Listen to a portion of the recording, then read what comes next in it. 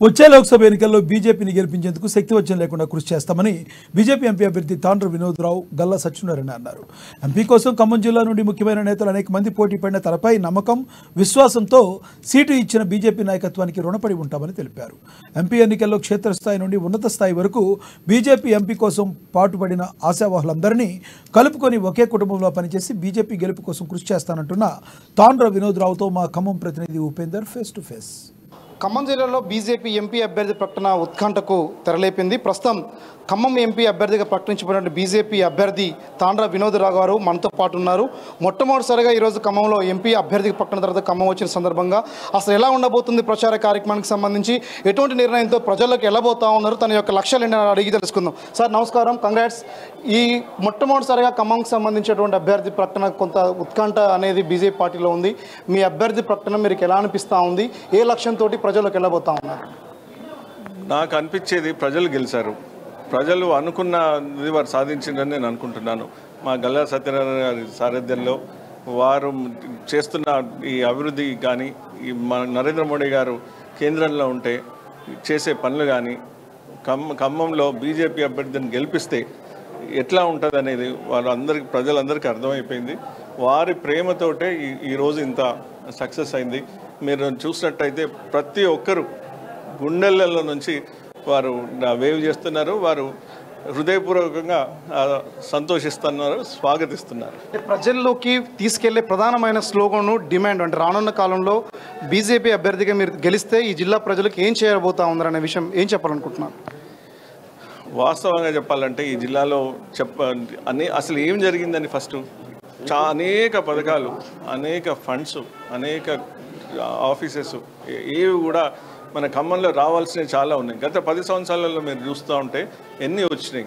ఇప్పుడు కేంద్రంలో నెంబర్ 5 నుంచి నెంబర్ 3కి వెళ్తుంది మన కంట్రీ. అంటే ఎన్ని ఫండ్స్, ఎకానమీ ఎంత ఉంది, ఎన్ని లక్షల కోట్లు ఫండ్స్ ఉన్నాయి. మరి అవి ఎన్ని ఫండ్స్ మనకు వచ్చినాయి? ప్రజలు ఈసారి నమ్మేది ఏంటంటే అదే కనుక మన ఖమ్మంలో కూడా కేంద్ర ప్రభుత్వం ఒక రిప్రజెంటేటివ్ కింద ఒకరు ఉంటే వారి బాధ్యత అది, వారిని మేము అడగలుగుతాం. ఇప్పుడు ఎవరిని అడగలుగుతారు? గత 10 ఏళ్లలో ఎవరు అడగలుగుతారు? అక్కడ ఒక గవర్నమెంట్ ఉంది, ఇక్కడ మాకేం లేదంటారు.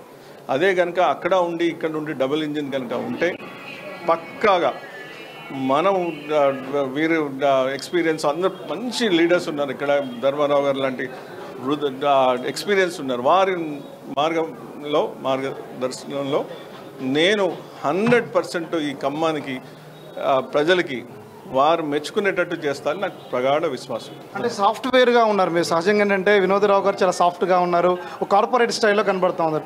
మాస్ జనంలోకి ఖమ్మం జిల్లాలోకి వెళ్ళాలి, వాళ్ళందరినీ కదిలిచ్చే ఎంతవరకు అవకాశం ఉందంటారు? అసలు ప్రజలు అందరూ ప్రేమపూర్వకంగా, అది మాస్ అయినా క్లాస్ అయినా, వారికి కావాల్సింది అభివృద్ధి, వారికి కావాల్సింది వారి చుట్టుపక్కల దేశం, నగరం అభివృద్ధి.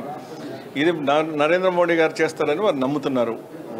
మనం ఒక రిప్రజెంటేటివ్ ఆఫ్ నరేంద్ర మోడీ కాబట్టి ప్రజలలో, వారి గుండెలలో, స్లమ్స్లో కానీ, మాస్లో కానీ, క్లాస్లో కానీ నరేంద్ర మోడీ గారు ఉన్నారు.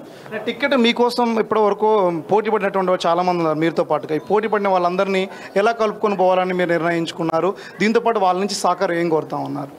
ఇది నాకు అర్థమైంది ఏంటంటే ఒక కుటుంబ వ్యవస్థలో ఎవరు ఏమి అందరూ సంతోషిస్తున్నారు. అందరూ వారి సీనియారిటీ కానీ వారిదంతా కలిపి కుటుంబ సభ్యుల్లాగా ఒకరికి వస్తే అందరికి వచ్చినట్టే వారు అన్నారు. వారు నన్ను అభినందించారు. కలిసి కూడా పనిచేయడానికి రెడీగా ఉన్నాము.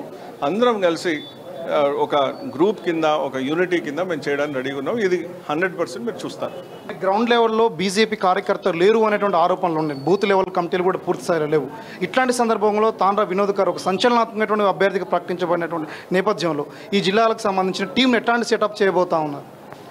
నేను ఒకటి మాత్రం చెప్పగలుగుతా, ఆల్రెడీ ఈ బూత్ కమిటీస్ అన్నీ ఇప్పుడు సెటప్ అయిపోయినాయి. వీరు గత 10-15 రోజుల నుంచి అహర్నిశల రాత్రి పగలు ఇదే చూసి మన మండల ప్రెసిడెంట్స్ కానీ, శ్యామ్ గారు కానీ, వీరు ఒకటే బూత్ కమిటీలు దాన్ని ఎట్లా బలపరచాలని ఆల్రెడీ ఆ పని అవుతుంది కూడా, కాబట్టి నాకు పెద్ద వరీ లేదు.